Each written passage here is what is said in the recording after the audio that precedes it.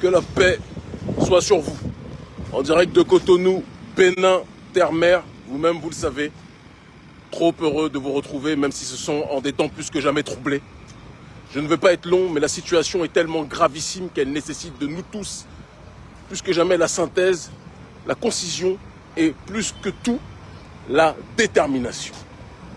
Comme vous le savez, le brave peuple, l'héroïque peuple du Niger a décidé de prendre ses responsabilités, a décidé plus que jamais d'agir en conformité avec les principes de dignité, a décidé plus que jamais de mettre fin au régime corrompu, au régime soumis à la France-Afrique, au régime soumis à l'impérialisme, au régime soumis à l'oligarchie occidentale qui était le régime de Mohamed Bazoum.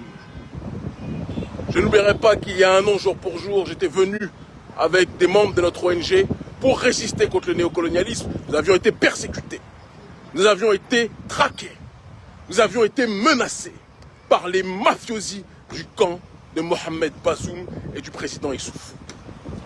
Mais chaque cauchemar a un début et une fin. Le peuple a décidé avec une dignité qui dépasse l'entendement de prendre ses responsabilités. Le peuple a décidé de se lever et de dire que le Niger appartient aux Nigériens, que l'Afrique appartient aux Africains et que les ressources d'uranium qui bénéficient à la France depuis si longtemps et à l'Union européenne doivent bénéficier en priorité aux Africains. Comment pouvez-vous justifier qu'un pays aussi riche en uranium soit aussi pauvre et subisse autant de coupures d'électricité? C'est parce que les ressources en uranium bénéficient à l'extérieur, mais jamais à l'intérieur du Niger. Nous sommes une nouvelle génération, nous l'avons dit. Nous sommes une nouvelle génération, nous avions prophétisé, nous avions annoncé, nous avions exposé que la France-Afrique devait tomber.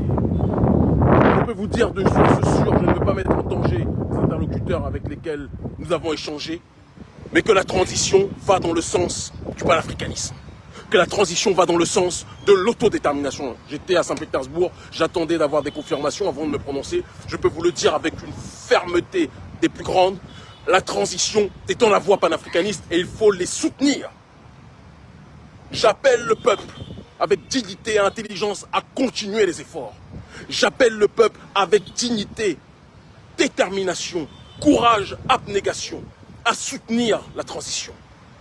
Les jours qui vont venir, les jours qui vont se dérouler, vont être l'occasion pour l'oligarchie occidentale et leurs marionnettes de la CEDEAO de tout faire pour déstabiliser le Niger. Parce que ces gens-là n'aiment pas la démocratie, ils n'aiment la démocratie que lorsque l'Occident valide. Quand ce sont des pions de l'oligarchie occidentale comme Mahamat Déby, là on dit c'est la démocratie, même si c'est coup d'État. Mais quand ce sont des coups d'État populaires portés par le peuple, il y a la volonté du peuple plus que jamais d'avancer. Il y a la volonté du peuple plus que jamais de se libérer. Ils disent que ce sont des coups d'État, que c'est la dictature. Ça ne peut plus durer. Nous n'accepterons plus jamais cette réalité. En 2013, je disais à la 2STV qu'il arrivera un moment où il y aura en Afrique une série de coups d'État pour désinstaller les pions du colonialisme français. Nous sommes arrivés à cette ère. Nous sommes arrivés à l'ère du cyclone africain, de l'orage africain, de la détermination africaine. Et personne ne nous empêchera de dire ce que nous pensons.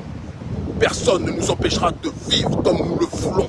Personne ne nous empêchera de dire en tant qu'Africains ce que nous décidons être bon pour notre population. Général Tiani, nous sommes avec toi. Transition du Niger, nous sommes avec vous. Peuple brave du Niger.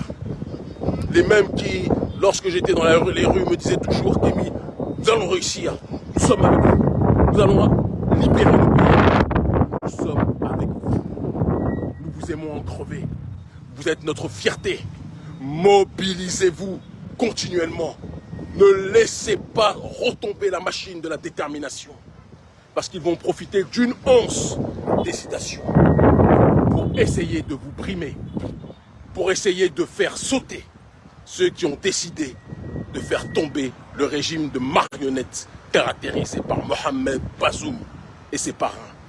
Armée française, un conseil, ne faites pas d'erreur.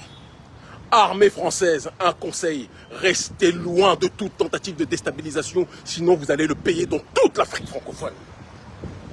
Je suis le premier à le dire, nous ne croyons pas à la violence.